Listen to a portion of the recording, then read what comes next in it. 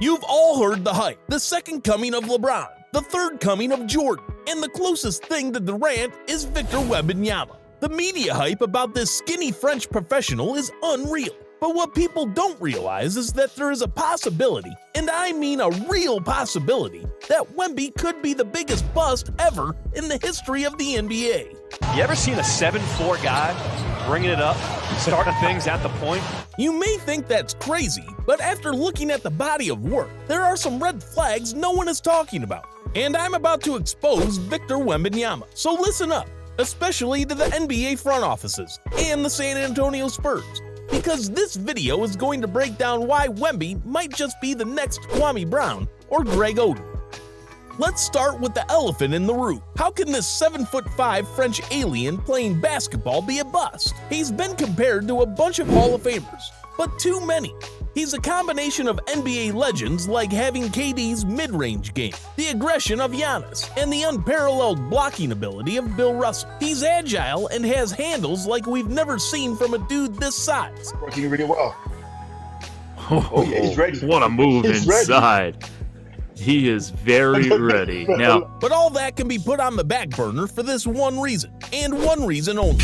Being over 7'4" actually puts you at a disadvantage because you're injury prone. In the history of the NBA, there have only been 14 players that were 7'4" or taller. Of those, only 2 have ever been inducted into the Hall of Fame: the Great Wall of China Yao Ming and Ralph Sampson. There are a couple of all-stars like Rick Smits and Manute Bol, but that's it. He'll be joining a class of giants turned bust that includes Taco Fall, Boban Marjanovic, and Sean Bradley. The common denominator of most big men is they're injury prone, especially in their legs. The constant weight that they're currently putting on their knees and ankles makes them susceptible to leg or foot-related injuries. The media and fans should be comparing Wemby to see if he's more like Darko Milicic, Sam Bowie, or former #1 pick with the greatest nickname of all time, Michael Olowokandi, or the Candyman. Hopefully, Wemby grows into his body and turns into a dog like Giannis, who took a couple of years to put some muscle weight on. But Giannis is only 7 foot tall and is able to take the punishment in the paint with ease. Speaking of which, the NBA is regarded to have the best talent in the world, and no disrespect to France, but Wemby is going to face some studs who love to block, play physical, and reject shots. With the backdoor cut, power jam. Kyrie inside.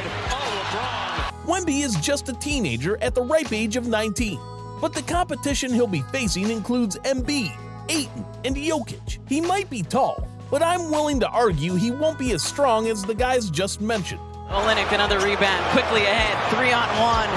Sexton, blocked by Embiid! Sure, Wemby can shoot the 3 ball, but so can all the big dudes in the NBA also. Are you really going to draft a 7'5" stretch 5 just to shoot the 3? In this day and age, the best players also make their teammates better. If you still don't believe me, then let's take a look at his stats. In his most recent season stats with the Metropolitans 92 in 2022-2023, playing against inferior competition, he averaged 21 points, 10 rebounds, 2 assists, and 3 blocks. Not bad, but do you see where there's a red flag here? He thinks he's Kobe and does not and will not pass the ball. 2 assists per game? Post. He wants to go one-on-one. Turns and faces. Trying to get the move. Step back. Wembanyama. Are you kidding me? To put in perspective, the 2-time MVP and 2023 Finals MVP, Nikola Jokic, is averaging 25 points, 12 rebounds, and 10 assists per game. LeBron is averaging 27 points, 7 rebounds, and 7 assists a game. KD is averaging 20 points, 6 rebounds, and 5 assists. I'm not a fortune teller, but just as Steph Curry revolutionized the game with his 3-point shot, Jokic may have done the same thing, as his passing and high IQ really set himself apart from the competition. Lays it up and in. Another just absolutely great pass.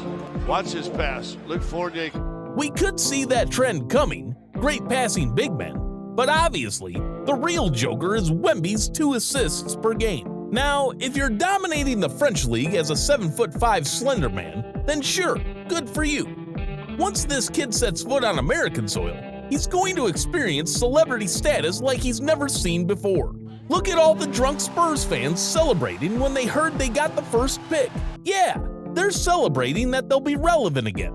But the topic of mental health has soared throughout the NBA in recent years. Guys like John Wall, Paul George, and DeMar DeRozan. It's a real and serious thing. I mean, sadly, John Wall, though having a very successful young career as a Washington Wizard, once he got injured and traded, he's never been the same and has even contemplated suicide. I truly hope Wemby doesn't have these same thoughts, but because the spotlight on him is so bright, not just in the US, but on a global scale, he's going to have to be mentally tough to pull through. He's going to have shoe deals, brand deals, movie deals, social gatherings with celebrities, and he'll probably date someone famous. Hopefully not an OnlyFans star like Zion does. But the pressure on him is going to be astronomical. Social media can be fun, but it's also toxic. That's why Giannis doesn't even participate during the NBA season, so he's fully focused on choking in the playoffs. Just kidding, we love Giannis. But honestly,